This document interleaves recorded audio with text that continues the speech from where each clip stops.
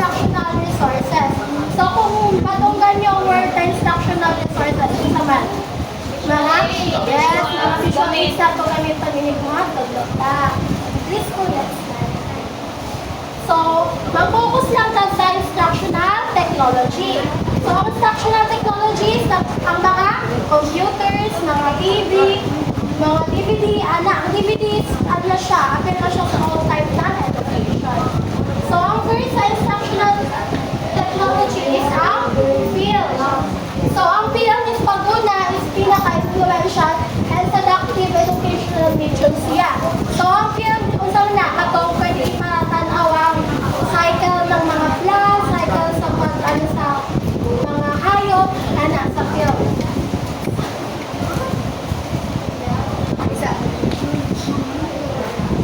So, next is ang film strip. Series siya ng pictures. Pinundot pa ko sa noun sa film strip. Ano din ang color? Black? O, kana sa una. Ano na siya? Brown. Black. Black ay brown. Ay brown. Ay brown. Yan nasa black. Yan ay image. O, yung image na. Yeah.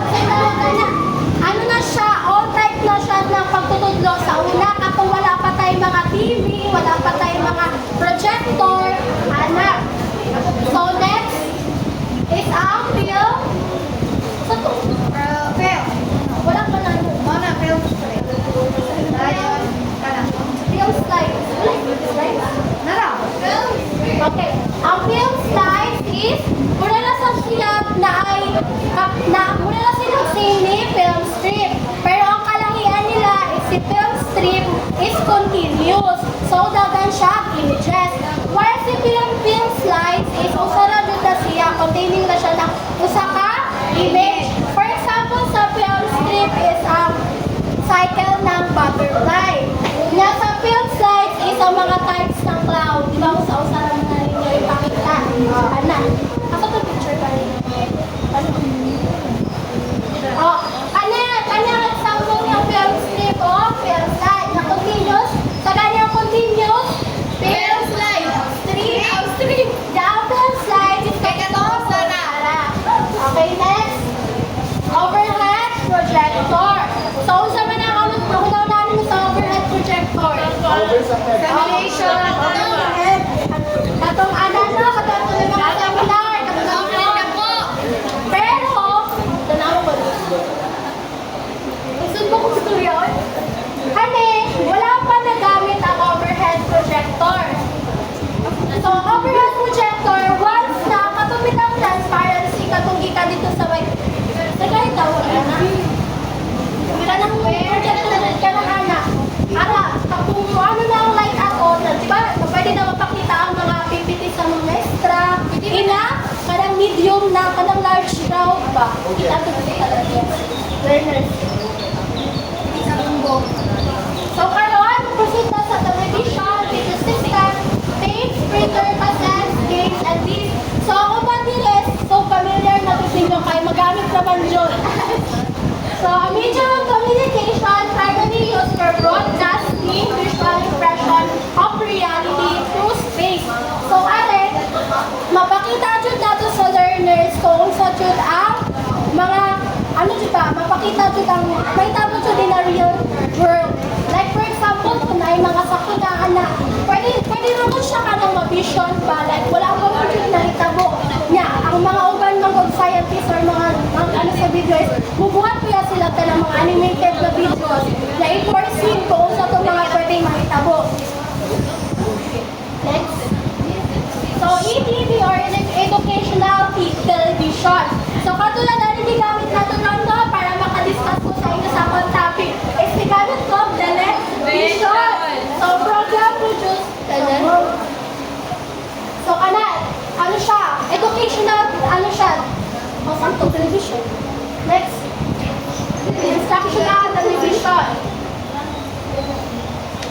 Next. So, video system. So, kasi na-area sa video system. Wala. So, ang video system, kaya ito makapagpatanaw ka sa ito ang mga learners ng video. So, understandable ba? Understandable. Understandable. Video tapes. So, video tapes is nakaano mo ng tape na ka ng Yes! Oh. Yes! Naano siya Pwede na na naka-stored na Video! ano na nun, naka-i-amtan na siya. Video Cassette! cassette. So, ang familiar na.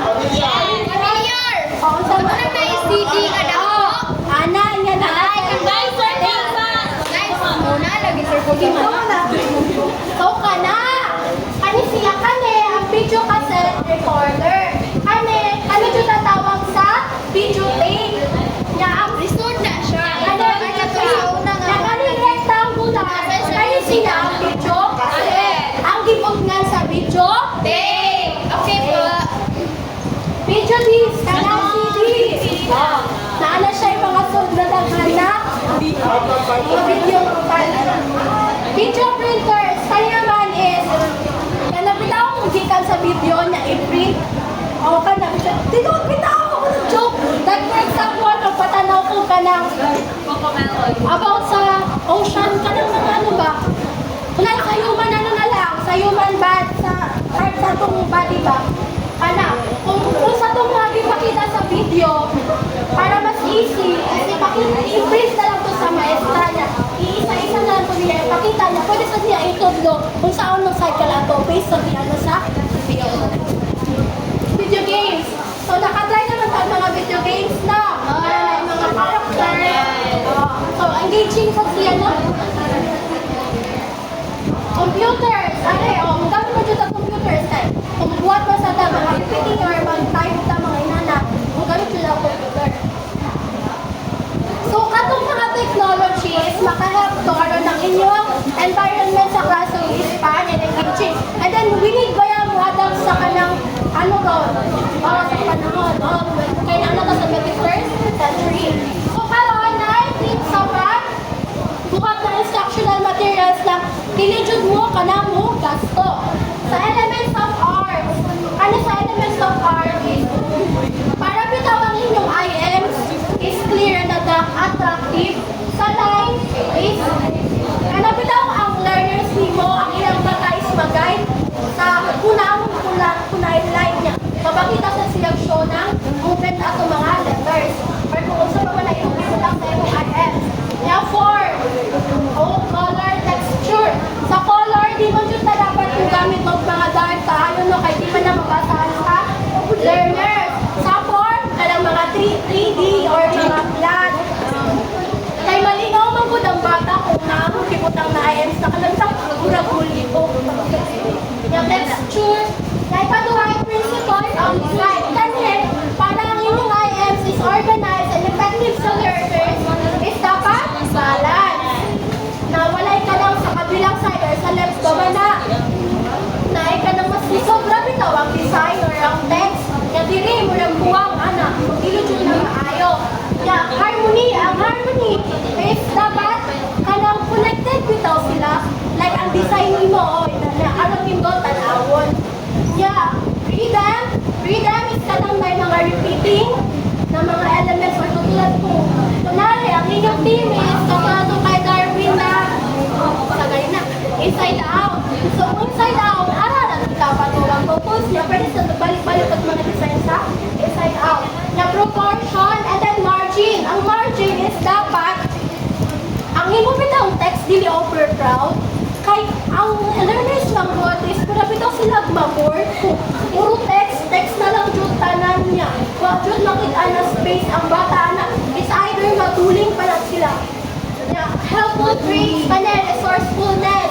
So, pag sinabing resourcefulness is kanang magamit ang mga kung sa'y available, pwede sa ka lang magamit na niya. Yung recycle. Mga calendar, kanang na. Nga, patience. Is a virtue. Patience na virtue daw.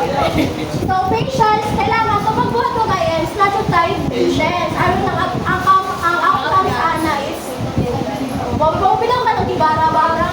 Yung common sense, be practical. Kung saan natin ang need sa IF, kung saan connected sa topic, katulasan. Discipline, so dapat, natin tayo discipline. Kahit sa pagbuhat sa IF, di mo yan lalim. Kaya ano yung time? engage sa ano sa learners. Sa curiosity sa nila. Na recipe daw sa preparation sa instructional materials. So, una is 1 cup materials kani katong pagiging resourcefulness ninyo. Pwede na mo gawa, pwede na mo gamit pag makabatang ka, anak. 1 cup methods, improve 1. So, kung saan ang teaching effective or strategies ninyo na gamit ninyo sa learners, kaya na dyan ang ninyo i-improve na 2 cups of bubble cells. Katugin mo na ko kanina, be practical. 3 tablespoons of patience and then creativity. So, dito lang creativity, no? Para makita ng uniqueness sa inyong mga IMs. So, na procedure, please read. Review the letter materials and methods until fluffy and creamy. Sieve common sense together with dry ingredients and add to first mixture alternating with patience and have creativity to taste great. Learners realize mind with proper amount of motivation and bake at moderate temperature. Make an icing of knowledge and enough understanding individual differences. Serve cake while warm. So, kung tanan to mga kaninang ingredients is butang ninyo, ang inyong IMs is manghimot na siya effective sa learners.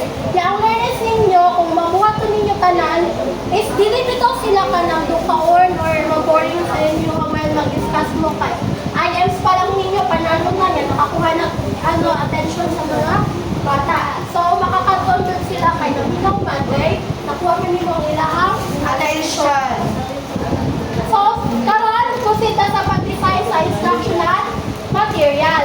So, given that you know what the training gaps. So, when we say training gaps is usa tong mga gaps pa na need mo ma-fill in sa mga learners mo. Now, what tasks need to be harnessed about your learner characteristics are, you have a clear idea of the training content and sequence.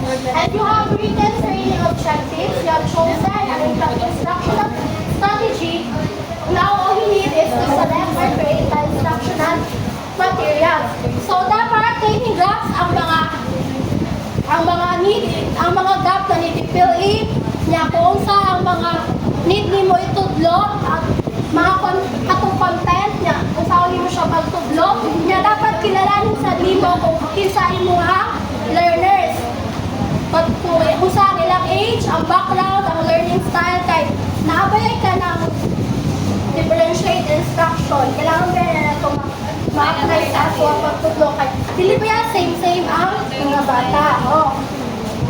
So, kung